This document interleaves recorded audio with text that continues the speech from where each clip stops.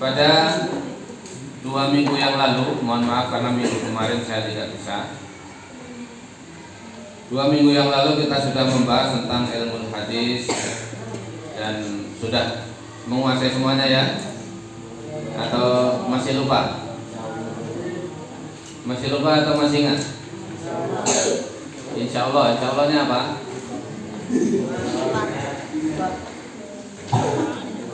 Kita malam ini kita akan membahas tentang hukum mengamalkan as-sunnah. Al-amalu bis-sunnati huwa amalun bil Qur'an. Mengamalkan sunnah itu sama dengan mengamalkan Al-Qur'an. Artinya bahwa kedudukan mengamalkan sunnah itu sama saja dengan mengamalkan Al-Qur'an. Karena apa? Karena keduanya sama-sama sumber hukum Islam. Ya. Kama dallat alaihi ayat as-sabiqah, sebagaimana yang telah ditunjukkan oleh ayat-ayat yang dulu 2 minggu yang lalu sudah kita baca. Ya, di antaranya wa ma atakumur rasulu fakhudhuhu wa ma nahakum anhu fantahu. Apa yang didatangkan oleh Rasul atau apa yang dibawa oleh Rasul maka ambillah, kerjakanlah. Ya. Wa ma nahakum anhu fantahu. Dan apa yang dilarang oleh beliau maka berhentilah, jangan dikerjakan. Itu di antaranya. Jadi kalau kita mengamalkan sunnah itu sebenarnya sama saja dengan mengamalkan Al-Qur'an. Ya.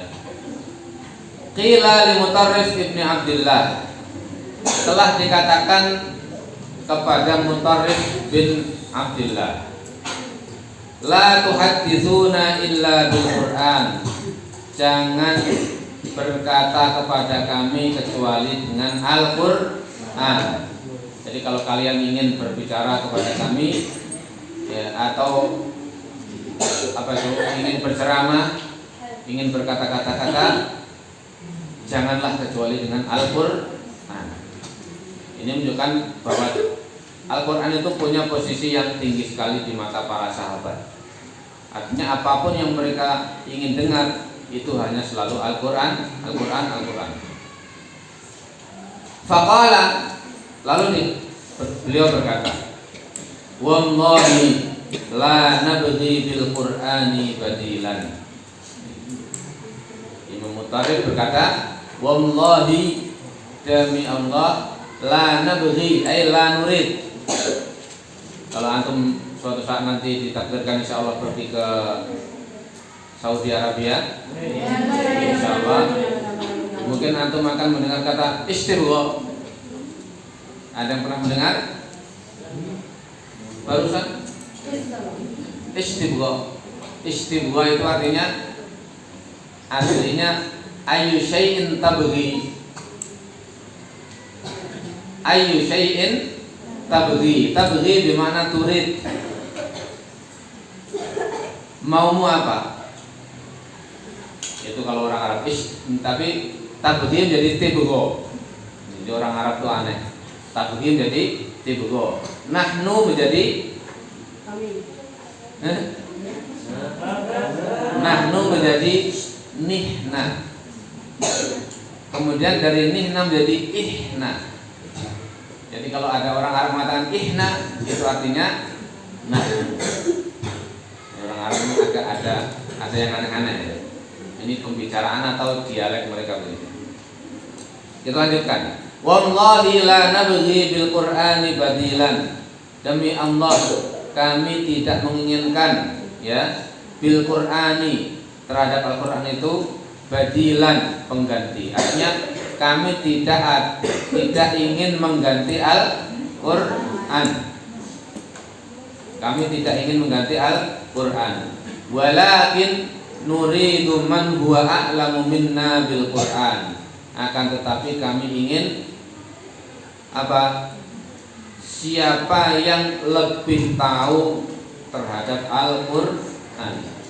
Artinya orang yang tahu as-sunnah ya itu biasanya lebih tahu terhadap Al-Qur'an.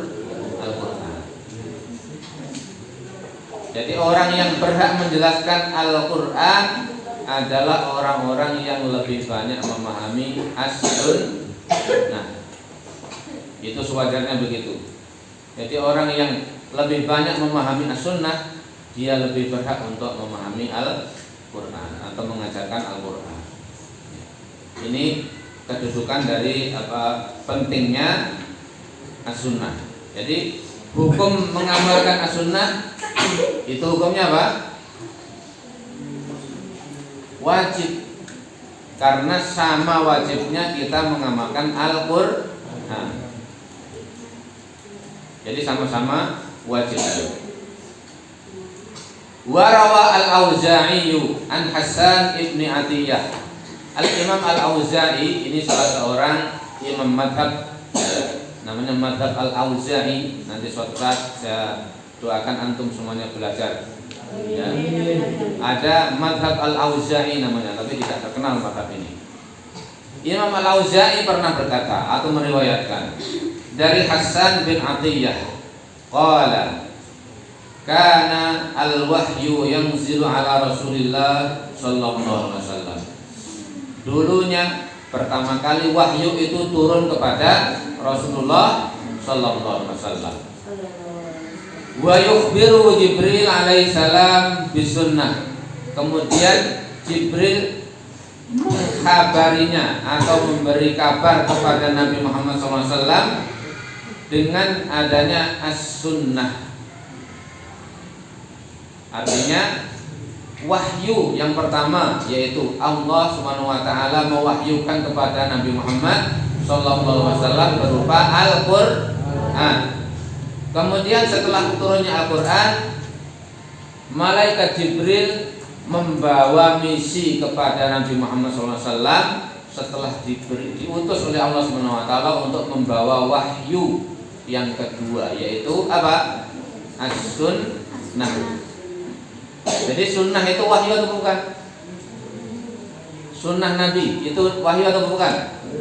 Wahyu. Jadi sama-sama wahyunya, sama dengan tadi itu mengerjakan sunnah itu sama dengan mengerjakan Al-Qur'an karena dua-duanya sama-sama wahyu dari Allah Subhanahu wa taala. Allati tufassiru dzalika, di mana as-sunnah itu adalah yang tufassir. Tufassir itu mentafsirkan atau menjelaskan hal itu. Menjelaskan apa? Al-Qur'an. Jadi salah satu fungsi dari as-sunnah itu adalah menafsirkan Al-Qur'an. Ya. Kalau nggak salah minggu kemarin kita sudah bicara bahwa Quran itu wahyu dari Allah. Lafzan wa makna, baik lafaz ataupun maknanya itu dari Allah Subhanahu wa taala. Tetapi kalau sunnah atau hadis itu sama-sama wahyu dari Allah Subhanahu wa taala, sama-sama kalam Allah Subhanahu wa taala, tetapi maknan la lafzan, hanya maknanya. Ya, hanya maknanya. Sementara lafadznya itu redaksinya dari Rasulullah Shallallahu Alaihi Wasallam. Jadi Al-Quran itu maknanya dari Allah, lafadznya dari Allah. Sementara as-sunnah itu maknanya dari Allah Subhanahu wa taala, tapi lafadznya dari Rasulullah sallallahu alaihi wasallam. Berarti kedua-duanya sama-sama wahyu. Dipahami itu.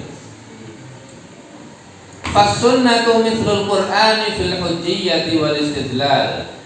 Maka sunnah itu seperti Al-Qur'an. Dalam hal apa?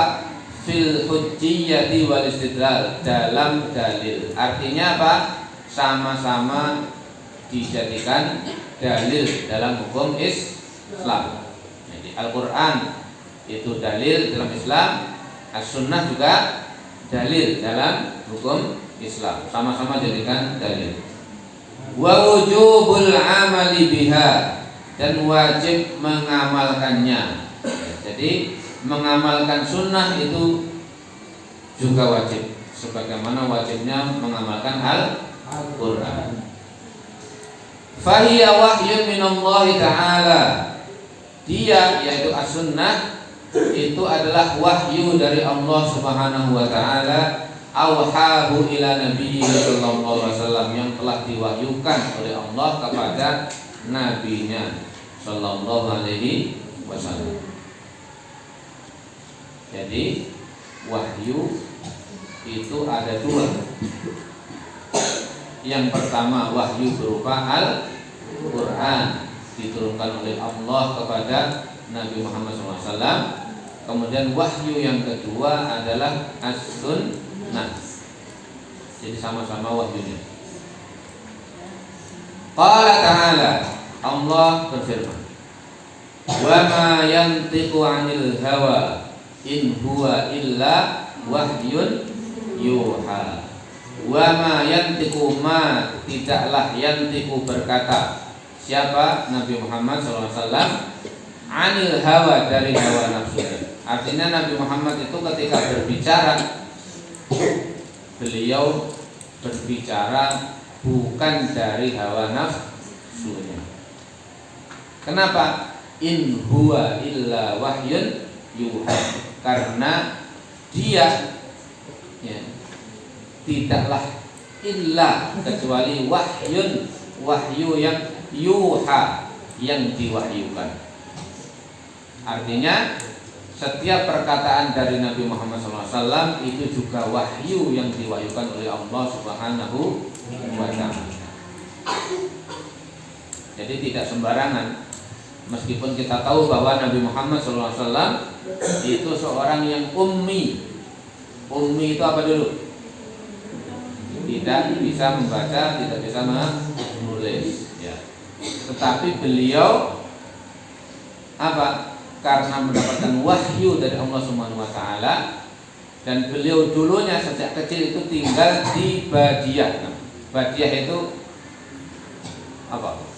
Bahasa gitu. Badiah itu desa.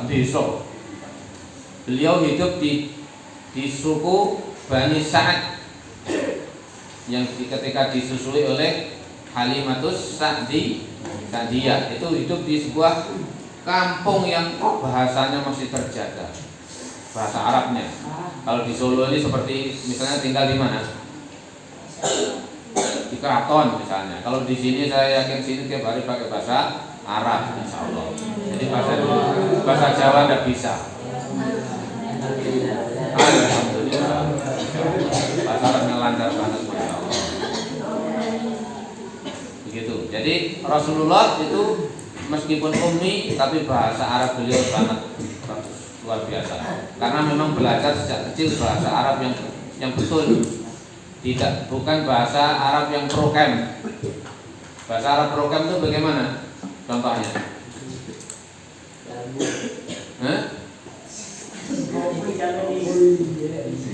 Kejam misalnya. Kejam bahasa Arabnya apa? Aslinya sorim. Sorimun itu artinya kejam, serem dan sebagainya. Tapi kalau bahasa prokemnya ilas sa'ah. Apa artinya ilas sa'ah? Ila itu ke, jam itu sa'ah, kejam. Berarti masya Allah. Antara ilas sa'ah jiddan.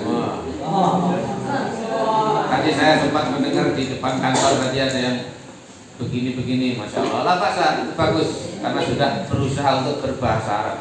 Bagus. Perlu ditingkatkan, tapi tetap ya, ndak usah pesimis. Pokoknya berbahasa itu harus latihan terus. Setiap saat, setiap waktu. Pokoknya bahasa Arab. Meskipun saya tadi mendengarnya ya ada yang lucu, ndak apa-apa. Nggak apa-apa. Pokoknya diteruskan saja, tapi sambil diperbaiki sedikit demi sedikit. Insya Allah nanti akan bisa berbahasa dengan lancar, dan saya doakan nanti semuanya belajar di Timur Tengah nanti. Nanti silakan dipenuhi kita, atau nanti kita reuni di Mekah dan Madinah. Insya Allah. Wa qala sallallahu alaihi wasallam, Nabi Muhammad bersabda, ala inni utitul kitaba wa mithlahu ma'ahu. Ala ai i'lam, ketahuilah bahwa ini sesungguhnya aku utitu, aku telah diberi al-kitaba yakni Al-Qur'an, wa mithlahu dan yang sepertinya dan seperti Al-Qur'an, ma'ahu bersamanya. Yang seperti Al-Qur'an itu apa maksudnya? As-sunnah. Jadi kata Nabi di sini, ketahuilah bahwa aku telah diberi dua hal, yaitu Al-Qur'an, Alkitab. Jadi maksudnya Alkitab ini bukan kitab Injil, bukan itu ya, tapi Al-Qur'an, wa mithlahu dan yang sepertinya, yaitu as-sunnah, yaitu atau al-hadits. Jadi ini kata Nabi sendiri. Jadi Nabi telah bersabda, aku dikasih dua, yakni Al-Quran dan Sunnah. Atau dalam hadis yang lain, Masya Allah, saya lupa. Astagfirullah. Ada yang tak hafal hadisnya? Masya Allah. Intinya adalah Rasulullah, ma in tamassaktum bihi ma lan tadillu abada. Kalau kalian itu tetap berpegang teguh kepada keduanya, niscaya kalian tidak akan tersesat selamanya. Mada al-kitabu wa as-sunnah, yaitu Al-Quran dan Sunnah. Atau kama qala sallallahu alaihi wasallam. Ini dari Nabi Muhammad. Baik, lanjut. Selanjutnya kita membahas tentang makanatul as-sunnah fi tasri'il islami wa mangsilatuha. Kedudukan as-sunnah atau kedudukan hadis dalam syariat Islam. Dallatil al-ayatus sabiqah ala hujjiyatis sunnah. Ayat-ayat yang dulu telah kita baca, ya, salah satunya yang kita baca tadi, wa ma atakumur rasulu fakhudhuhu wa ma nahakum anhu fantahu. Ayat ini menunjukkan tentang sunnah itu menjadi dalil atau boleh dijadikan dalil dalam syariat Islam. Wa ajma'al muslimuna ala anna rutbataha fil ihtijaj ba'da kitabillah. Dan kaum muslimin sudah sepakat, ijma itu konsensus, sepakat, semuanya sepakat. Kaum muslimin sepakat bahwa urutan as-sunnah itu sebagai dalil itu letaknya setelah kitabillah, setelah kitab Allah, yakni Al-Qur'an. Jadi urutannya yang pertama apa?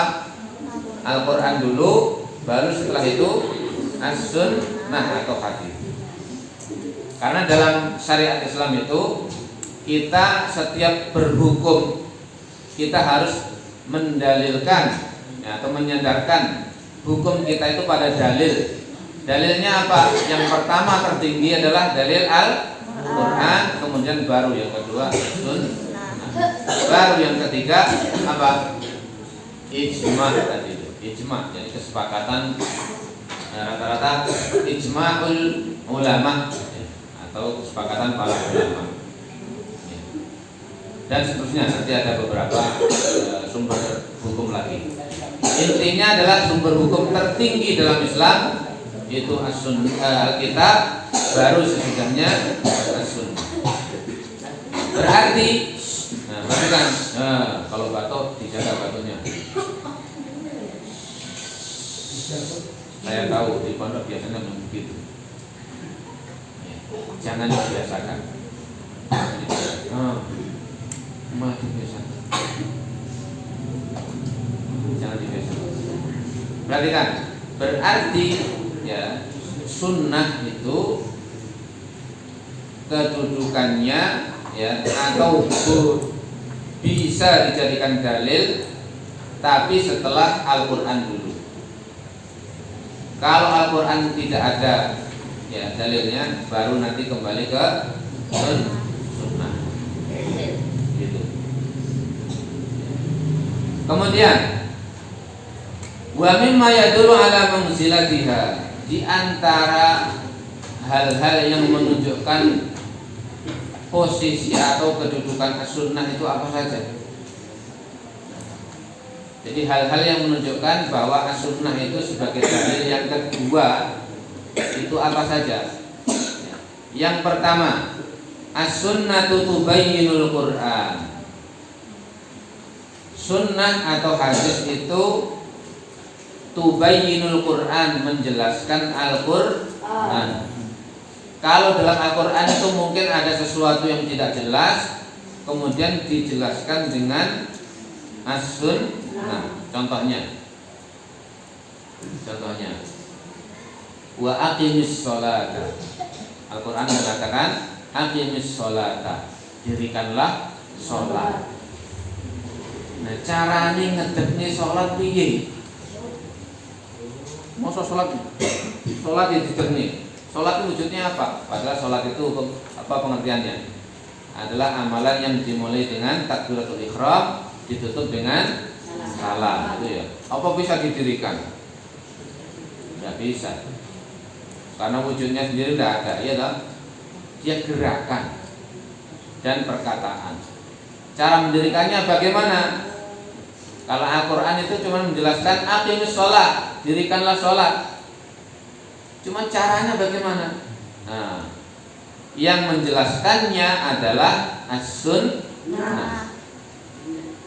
Dalam hadis disebutkan bahwa ini nanti majlis hatta tatma'inna jalisan, marka hatta tatma'inna rafi'an, dan seterusnya. Dalam hadis yang panjang itu, ya, cara tentang sholat. Setelah duduk bagaimana, nanti setelah i'tidal, ya, kemudian setelah i'tidal rukuk lagi, dan seterusnya, ya, itu dijelaskan dalam hadis. Jadi kaifiyah atau cara sholat inilah yang dijelaskan oleh as-sunnah. Sementara Al-Quran itu hanya menjelaskan yang global saja, yang umum. Dirikanlah sholat, ya, Al-Quran. Tapi caranya sholat dijelaskan oleh as-sunnah.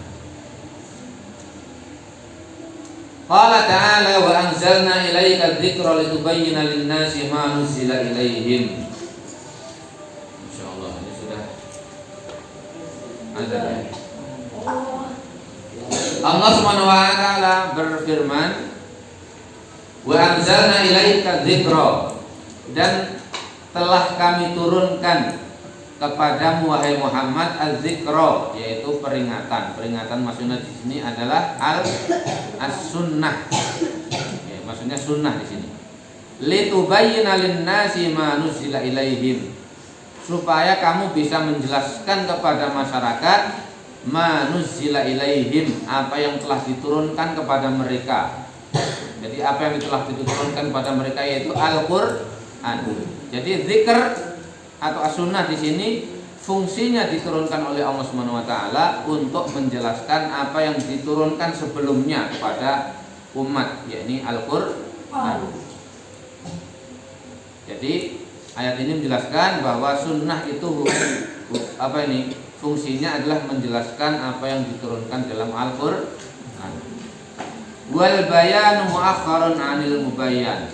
Biasanya penjelasan itu datangnya adalah belakangan setelah turunnya mubayyan. Mubayyan itu yang dijelaskan. Yang dijelaskan di sini apa? Al-Qur'an. Jadi Al-Qur'an turun dulu, baru setelah itu diturunkan penjelasnya. Kalau adalah antum misalnya membuat undang-undang atau membuat apa ini aturan kamar, itu ada hukum yang umum, nanti ada penjelasannya. Biasanya begitu. Di sini ada undang-undangnya. Setiap kamar ada peraturannya? Tidak ada? Mestinya ada. Atau peraturan pondok, peraturan umum, nanti ada penjelasannya. Ya, jadi yang umum dulu, kemudian baru ada penjelasan. Kemudian yang kedua, ya, yang menunjukkan kepada kedudukan as-sunnah As-sunnatu tu'akkidu ma jaa'a fil Qur'an izharan li ahammiyatihi wa ibrazan li makanatihi. As-sunnah itu menguatkan apa yang ada dalam Al-Qur'an.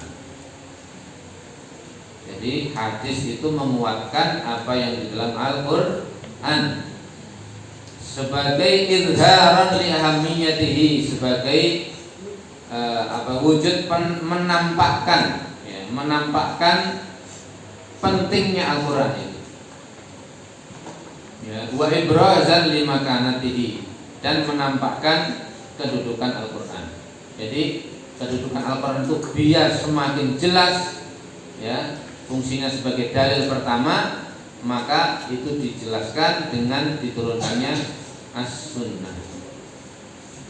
Itu yang kedua. Yang ketiga, as-sunnatu tufassilu mujmal al-Qur'an. Sunnah atau hadis itu memerinci Al-Qur'an yang masih global. Global itu apa? Umum, masih umum ya. Contohnya yang masih umum itu apa tadi yang saya contohkan di kelas tadi? Ya tentang sholat lah misalnya. Tentang sholat itu, dirikanlah sholat. Sholat ini hukumnya kalau disebutkan dalam Al-Quran masih umum, pokoknya sholat gitu. Nah sholat itu akhirnya diperinci di dalam as-sunnah, bahwa sholat itu ada 5. Ada sholat subuh, zuhur, asar, maghrib, isya. Itu semuanya dirinci di dalam sunnah atau hadis. Jadi salah satu fungsi sunnah adalah memerinci apa yang ada dalam Al-Quran yang masih umum, kemudian dirinci oleh sunnah. Wa tuqayyidu mutlaqahu, dan mengikat apa yang mutlak dalam Al-Quran. Dalam Al-Quran ada yang mutlak disebutkan mutlak, kemudian diikat disebutkan secara terperinci dalam hadis. Wa tukhassisu 'ammahu, mengkhususkan apa yang disebutkan secara umum di dalam Al-Quran, ya, seperti sholat tadi, sholat pokoknya disebutkan secara umum, ya. Kemudian diperinci secara khusus di dalam as-sunnah atau al-hadis. Wa tuwaddihu muskilahu, dan menjelaskan, sunnah itu bisa menjelaskan apa-apa yang masih menjadi masalah dalam Al-Quran atau menjadi belum jelas dalam Al-Quran. Karena dalam Al-Quran itu kadang-kadang ada hukum yang belum jelas. Contohnya misalnya apa yang hukum belum jelas? Wa man qatala mu'minan muta'ammidan fajazauhu jahannam. Atau ini di sini sebutkan masih umum. Barang siapa yang membunuh orang mukmin secara sengaja, maka balasannya adalah jahanam. Oh, berarti kalau begitu di dunia tidak dihukum kan? Iya tak? Tidak, karena tidak diperinci dalam Al-Quran. Akhirnya dijelaskan di dalam hadis. Dalam hadis jelaskan bahwa man qatala mu'minan muta'ammidan fa'alaihi an yadfa'a jizyata mi'atan naqah. Dalam hadis, barang siapa yang membunuh jiwa mukmin secara sengaja, maka dia harus membayar diatnya. Ya, kalau misalnya tidak dikisos, ya, maka dia harus membayar diat 100 unta. Membayar 100 unta. Nah 100 unta ini tidak sembarangan, diperinci menjadi 5. Yang 20 harus hamil, misalnya begini, harus hamil. Yang 20 lagi harus warnanya begini, yang 20 lagi yang cirinya begini. Terus semuanya diperinci. Itu semuanya dirinci di dalam al-hadis atau dalam sunnah. Apakah itu dirinci dalam Al-Quran? Tidak. Jadi sifat atau fungsi dari sunnah itu diantaranya adalah memerinci apa yang dalam Al-Quran. Kemudian yang keempat, yang terakhir, As-sunnatu istaqallat bi tasri'atin sakata anha al-Qur'an. Sunnah atau hadis itu independen dengan atau bisa berdiri sendiri sebagai hukum syariat dalam hal-hal yang tidak dibicarakan oleh Al-Quran. Artinya kadang-kadang Al-Quran itu tidak menjelaskan hukum sesuatu. Contohnya, saya tanya, bagaimana hukum memakan daging wedhus balap? Apa maksudnya wedhus balap ya? Segawon. Tahu segawon? Nggak tahu juga. USA dibalik.